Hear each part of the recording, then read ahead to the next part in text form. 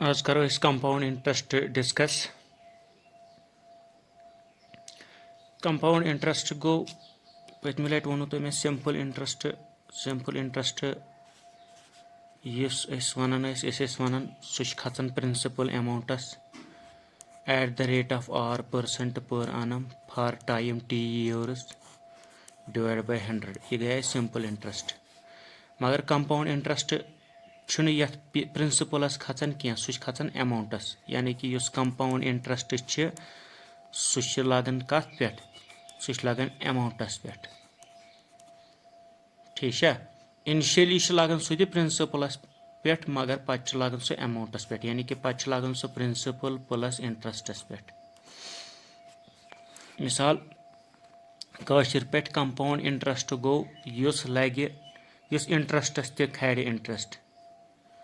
मिसाल दिमो ₹100 नी एक नफरन वजन कतिस कालस फॉर 3 years। ठीक है, फॉर 3 years अमिस वो 10% एनुअली भरुन। अमिस 10% एनुअली भरुन अत simple interest go after 3 years कोता अमिस वापस भरुन। आफ्टर 3 years कोता अमिस रिटर्न करन। यह सवाल। अगर सिंपल इंटरेस्ट वो 10% कोता गो हतुक अप्रोक्सिमेशन मेथड अगर तुम अत मास्टरी करो सह रोज तुम खतर बेटर तिथ पे लगन कम टाइम। 10% गो हतुक 10 रॉपये 3 वरियन कोता खच 30 रॉपये गो 3 वरी अमिस भरुन सिंपल इंटरेस्ट अत 30 रॉपये। ठीक है, यानी कि अमिस अमाउंट भरुन अमाउंट कोता भरुन वापस यूता हेतुन वजुम प्लस अमुक इंटरेस्ट सिंपल इंटरेस्ट यानी कि 130 अमिस रिटर्न कर। ठीक है, मगर वह थो सेम सवाल मगर कंसेप्ट अनो कंपाउंड इंटरेस्ट। वह यह फर्स्ट केस में सिंपल इंटरेस्ट कैलकुलेट कर दमिस केस में करो कंपाउंड इंटरेस्ट कैलकुलेट यानी कि एक नफरन नो 100 रॉपये 3 वरियन पे 10% कोरुस एनुअली वह कंपाउंड इंटरेस्ट। ठीक है, वह कोरुस 10% एनुअली कंपाउंड इंटरेस्ट 3 वरी कोता अमिस कर ये ध्यान थवन 100 रॉपये वरियस खचान अत 10%।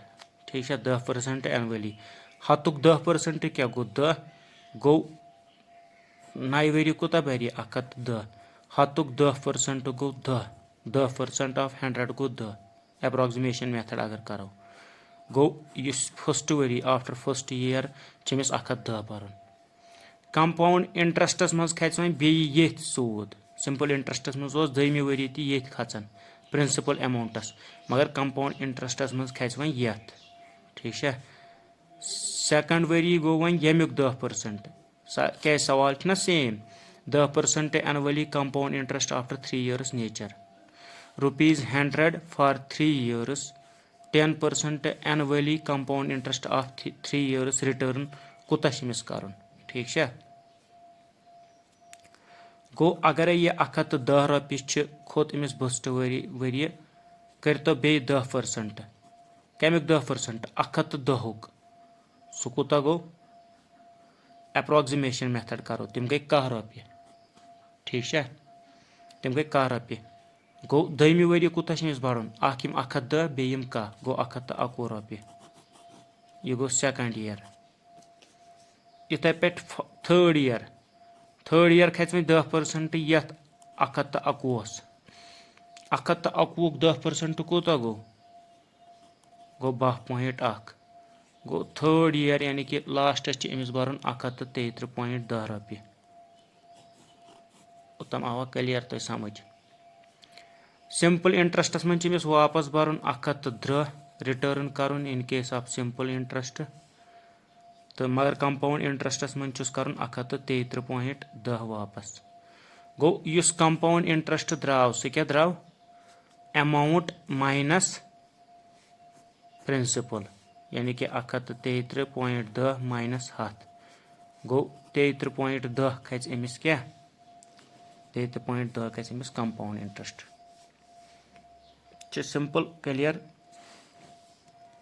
यानी कि अगर वुचो हतुक 10% क्या गो ये लगो मे एप्रोक्सीमेशन हतुक 10% गो 10 गो अमिस अगर वरी बाद बर वापस यह बर 100 प्लस बे यह 10 ये अमाउंट न्यू बे अमिस यह सूद खोतुस 10 गो टोटल गो 100 plus 10 110 first year one go 110 10% सह गो कह ठीक है यह एप्रोक्सीमेशन मेथड अगर कैलकुलेट आसो कर सह सिंपली मैथमेटिकली कर 10% ऑफ 110 10% ऑफ 110 यानी कि 10 पर गो बटा सेंट गो 100 10% ऑफ 110 0 तो 0 छुन 0 तो 0 छुन 1 रुपये सो लिख मे ये 10% ऑफ 110 गो 1 रुपये तो यह बन 111